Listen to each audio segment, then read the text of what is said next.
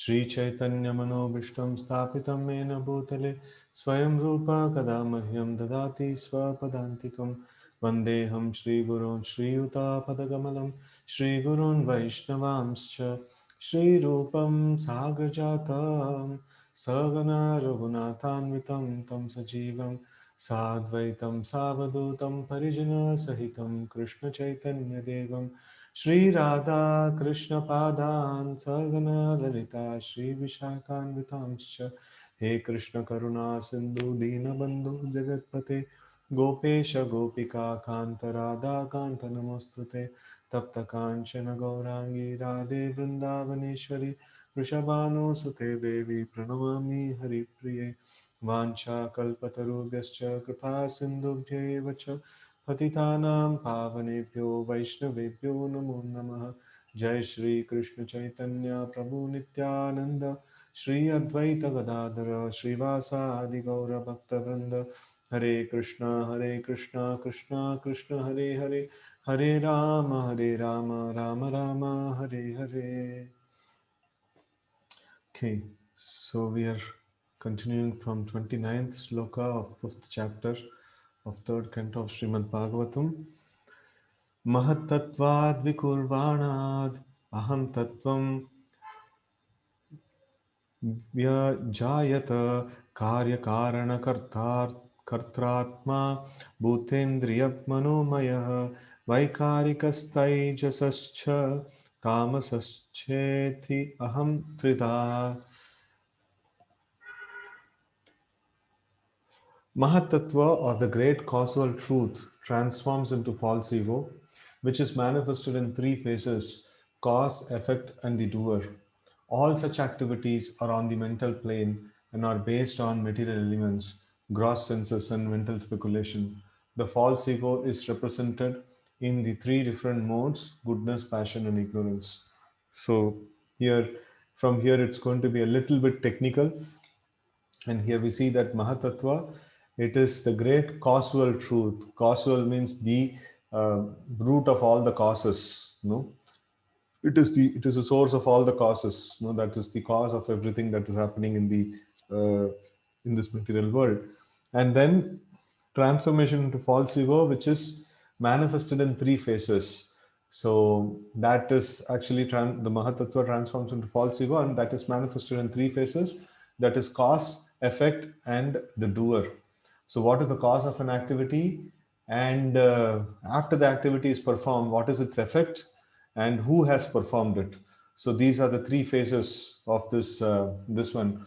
And then all such activities are on the mental plane and are based on material elements, gross senses, and mental speculation. So sometimes we have okay, all of us sometime in our life we would have played some games, like video games and things like that and all.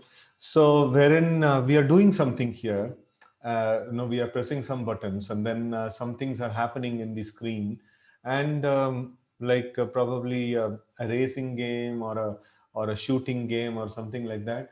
So we imagine that we are shooting, and somebody is dying and so many things are happening on the screen, but actually nothing is happening. It is all in some mental plane, we can say. So it is exactly the same way. The reality is the spiritual plane. The reality is the spiritual existence, and all that is happening here in this world is not on the spiritual plane. It is happening on the it's happening on the material plane, and it's quite it's not us, who are going through this. It's not we who are doing these things, right? So just like the video game, that's what I can actually think of closer to this particular phenomena, right? So we can see that this cause, effect, and doer all are on mental plane, right? And are based on material elements, gross senses, and mental speculation.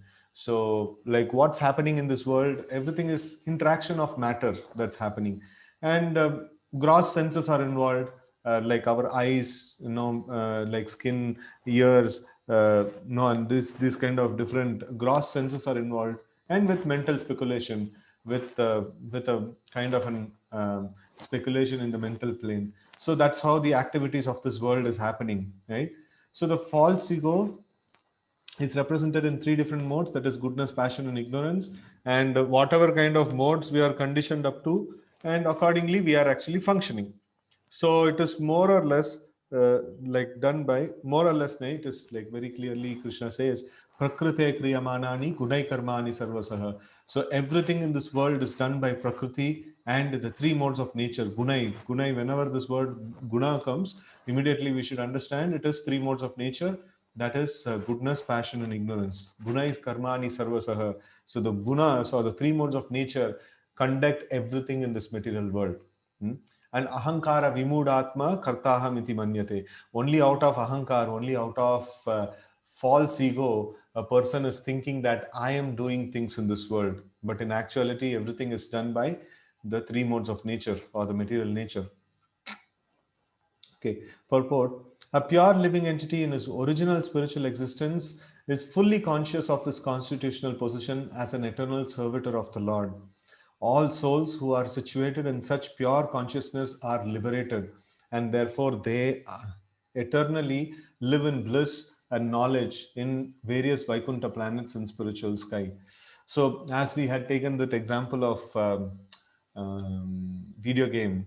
So if we are playing a video game and then we are so much immersed in that character, that we represent in the video game, and we think that we are that, and we are so much affected by anything that is happening on the screen. These days, it actually has become like that. So if that is a condition of a person who is not liberated, who is bound in the material existence, right? So he thinks that something happens to people in this world, he thinks so much affected, and then he has got an illusion of family and relatives and people around him, and his property, and this is his, this is somebody else's. So this is all like just a video game that is going on in the material plane. And once this game is finished, then know that this one comes, right? So game over. And then after game is over, then next game starts. So again we take birth, and again another set of family, another set of surroundings, another set of things. It is just going on, right? So we are completely caught up, we are completely locked up into that illusory display of the game, in the same way like we are completely caught up with the illusory display of matter around us, the material things around us. And we have forgotten only like our real existence as the spirit souls and as associates of the Lord. That is our real existence, right? So we have somehow or other caught up in this game of material life, and we are not able to think of spirituality. In fact, if we talk about spirituality, people say, hey, what about this our people around, and our duties in this material world and things like that. Yes, we have to do some things in this material world, but then that is secondary. Our primary thing is we are caught up in this world, and we have to get out of this place. That's the primary thing. And such people who live in the Vaikuntha planets, and who are in pure consciousness, who understand that they are servant of the Lord, so they are liberated people. They are safe. They are not caught up in this game. So even if they see this game, they will not be caught up in this game. And such people also walk into this world, just like Srila Prabhupada and many great acharyas. They walk into this world just to show that what you people are doing is not the ideal thing. No, there is Vaikuntha, and there is the spiritual life, and that's our real life, and we should wake up to that real life. So that's the concept. That's the most important aspect that we have to focus on, right? So here a description of this liberated souls is given. See, the translation or the sloka is actually talking about how a living entity is caught up, or basically like mahatattva, how it is transformed into false ego, and how it is the cause of everything, and that is divided into three phases: cause, effect, and doer, and things like that. And here Prabhupada starts the purport with somebody who's liberated from this whole thing, right? So that's a nice way of starting this whole purport. Okay, when the material creation is manifested, it is not meant for them. So it is not meant for whom? So the description is about the liberated people. It is not meant for them, the material existence. The eternally liberated souls are called Nitya Muktas, or ever liberated, and they have nothing to do with the material creation. The material creation is meant for rebellious souls who are not prepared to accept subordination under the Supreme Lord. The spirit of false lordship is called false ego. No, false ego, like as we had discussed many times, ego means identification, and false ego means false identification. And here, what is a false identification that we have? We have a false ownership or a false lordship. As we had taken the example of the video game. So in the video game, like we think that no, we are possessing so much of points in that particular game, and we are actually probably, if it is a shooting game, we are actually killing people, and we are getting more points and things like that. It's actually false. The moment the game is finished, the game over comes, then all the points are gone, everything is gone. No, it's just a record saying, okay, like so and so person played, and he got so many points. So in the same way, like how we have the history, so and so people lived, and then they did all these things, and probably the very same person may die, and then he may take birth again, and he will read the same thing in the history. Oh, so and so people were living, and they were not very intelligent, and I live better than them, and things like that. So this is the false lord, false identification or false ego, that's actually binding a person to this material world. So just as we were discussing in this video game example, so we become so much attached to the character that we are representing in the game, and we think that we are that, and then we get affected by everything around in the game. And the sadhus come to say that, no, why are you getting affected for things which are there in the game? It's just a game. You just play and get out of it, or just stop playing it, and then come to the normal life. So the normal life for us is the life in Vaikuntha, the life in the spiritual plane, and this life over here is just like a video game. And then we accumulate some money, we accumulate some name and fame, we accumulate some people around us, and everything will be done. Everything, we will lose when the game over comes. No, that's all. Like, no, game is over, and then you are no more related to these people. All the points or all the money that you have generated, all the property that you have generated, it's no more yours. No, it's finished. No, the connection is finished. Then we have to start another game. So anybody who's playing this game again and again, or understand that I'm playing this game again and again, no, he'll get fed up. He'll say like, no, how much more? No, I want to live my real life. So enough of these games, right? So in this way, just like no parents like chastise the children, saying that, how long you will play these games? No, you study or you do something useful, like that. So in the same way, how long we will live this material life? No, we have to do something useful on the spiritual plane. We have to get on to the spiritual plane, right? Okay. It is manifested in three modes of material nature. The false ego is manifested in three modes of material nature, and it exists in mental speculation only. No, it is existing only on the mental plane, right? And those who are in the mode of goodness think that each and every person is God, and thus they laugh at the pure devotees who try to engage in the transcendental loving service of the Lord. So mode of goodness means more knowledge.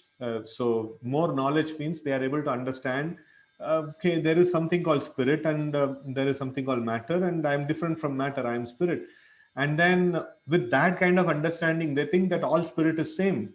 And then they try to laugh at the devotees, saying that, no, what are you people worshipping something? No. So everybody is God. No, we are spirit and we are not matter. So they have little shallow understanding of the spirit. Okay. So then those who are puffed up by the mode of passion try to lord it over material nature in various ways. They try to own properties, they try to control people, they try to do so many things in this material world. And they don't know that one day the game over will come. And I know all that I have earned and all that I try to control, I have to relinquish. Right? And some of them engage in altruistic activities as if they were agents appointed to do good to others by their mental speculative plans. Such men accept standard ways of mundane altruism, but their plans are made on the basis of false ego. False ego extends to the limit of becoming one with the Lord, right? So we see that people in this world, they try to do good to other people. First of all, they don't know what is good for people. And it's like, if many kids are playing a game, and then simultaneously they are there on the screen, and one person thinks that I have to help the other gamer, other character who's playing the game, and he's helping him in the game over there. So if the parents see, like, the other child, if the other child says, like, no, I'm helping your child in playing his game, the parents will chastise, like, no, who asked you to help you in all these things? No, first of all, like, give up all these things and come and sit down and study or do something useful. So that's the reaction that we get. In the same way, when we see people who are trying to feed the poor, who are trying to do some good to people and things like that, the devotees of the Lord, they see, like, first of all, you don't know, like, what is good for people. You are just trying to do good, and you are actually messing up the thing more. So in the name of feeding the poor, already he is suffering from sin. And no as Bhagavad Gita is saying, that what is that, Egya shishta shino shanta muchyante sarva kilbishay bhujjante tve aham papaye pachanti atma karanat. So one who just cooks for his own personal sense gratification, no, he's just going to suffer, or he's just going to eat his own sins. So now these poor people are suffering because of sins, and this so-called friend of the poor, the philanthropist or a social worker, he's going and feeding them with more sin, right? So first of all, they should understand these are all children of God, and they are forgotten their identity, and they're suffering here. And if we have to help them, we have to distribute prasadam, not just ordinary food. And if we just distribute ordinary food, they will again be caught up in more and more sins. First of all, the person who's doing the philanthropy, no, he's doing out of false ego, thinking that I am the savior of all these people. And then no, he's messing up their life more and more. So first of all, like, to help anyone, we should understand what is the real help. Just for example, if somebody is having some disease, so I cannot just go and say, like, no, I am appointed to help this person, I will help him. And my real help would be to take him to a hospital and give him treatment, who knows the signs of this body. And in the same way, the people of this world are suffering. So either I should be knowledgeable in the scriptures to help them, or I should take them to a person who's knowledgeable in the scriptures to actually find the real problem and solve the real problem from the root. No, otherwise I'm just messing up. I'm just taking the case on my hand. I'm trying to give some temporary relief and things like that, and not connecting them to the ultimate relief. And no, they'll just switch from one problem to another problem. They'll continue to be in problem, forever, right? So they have to come to the point of Krishna consciousness to completely solve all the problems of life. Okay. Then yeah, the false ego extends to the limit of becoming one with the Lord. The last class of egoistic conditioned souls, those in the mode of ignorance, are misguided by the identification of gross body with the self. Thus all their activities are centered around the body only. All these persons are given the chance to play. Prabhupada is also using this word play. So, given a chance to play with the false egoistic ideas, but at the same time, the Lord is kind enough to give them a chance to take help from the scriptures like Bhagavad Gita and Srimad Bhagavatam, so that they may understand the signs of Krishna and thus make their lives successful. The entire material creation, therefore, is meant for falsely egoistic living entities hovering on the mental plane under different illusions and the modes of material nature. Right? So exactly, Arjuna also, we see, when we are studying Bhagavad Gita these days, and we are in the second chapter. So we see that Arjuna also is the same. This one, oh my parents, oh my relatives, and all these people, and he's just crying and things like that. And Krishna is telling, like, no, wake up, like, you are a spirit soul, you are meant to execute the instructions of the Supreme Lord, and I am the Supreme Lord. I am standing next to you. I am telling you, you fight this battle, like, give up this crying and doing all this kind of things. wake up to the reality, right? So, Krishna is actually telling that. And that's the position that we are also in. And more the ignorance is there, more we will be like tormented by the relationships of this material world. And more we develop goodness, more we will raise up to the reality, saying that, okay, no, I am there in this material world and I have got some duty, I'll have to do that. But then my real business is that I have to get back to the spiritual world. I cannot waste time thinking about no things in this material world. And in fact, no one very interesting thing, no one devotee was sharing with me that even if we are not there, everything in this world will continue. This material world will not stop because we are not there. So, no, sometimes we think that, no, I have to do this, and if I don't do this, what will happen, and things like that. First of all, we have to give priority to the spiritual life. We have to do our spiritual sadhana, and rest of the time we will allocate for the material things. And how much ever is best possible in our capacity, we just do it, and then forget about the rest of the thing, right? So this material world, even if I'm not doing, it will continue. I have my primary duty, my spiritual duty I have to do. And the material duties, yes, like whatever is the material duties are there, I have to do, to the best possible extent. And beyond it, I should not worry about it. I should not think about it. I have not done this duty. I have not done that duty. It's okay. No, we have to do the best what is possible from our side, and rest of it just leave it. No, so we have to do the spiritual business. No, that's very, very important. Okay, so text 30. Aham tatvad vikurvanan mano vaikarikadabhut vaikarikascha ye deva artha arthabhyanja namyatah. Okay, so false ego is transformed into mind by interactions with mode of goodness.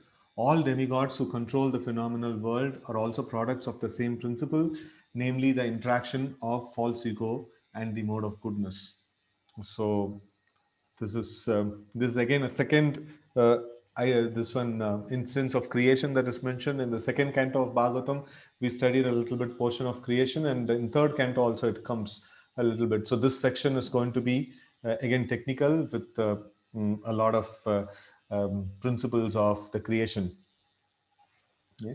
So false ego interacting with different modes of material nature is source of all materials in the phenomenal world. So now this false ego is the primary transformation of the Mahatattva, and by the transformation of false ego and its and its connection with the different modes of nature that is coming in, so like the varieties of things are produced. So now false ego in connection with the mode of goodness produces the demigods, who are controllers, who control the phenomenal world, right?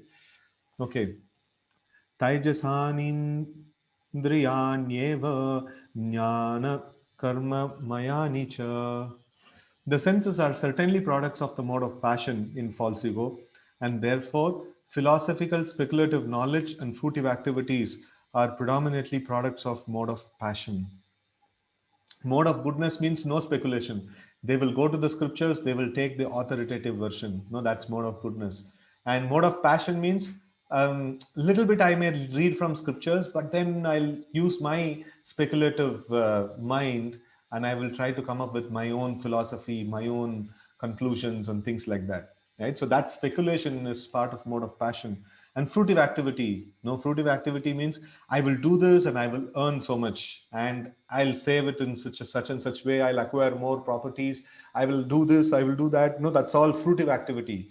No, which is the end is like the fruits that I'm going to own and going to enjoy. So that's fruitive activities. So speculative knowledge and fruitive activities is predominantly in the are products of mode of passion. Purport: the chief function of false ego is godlessness.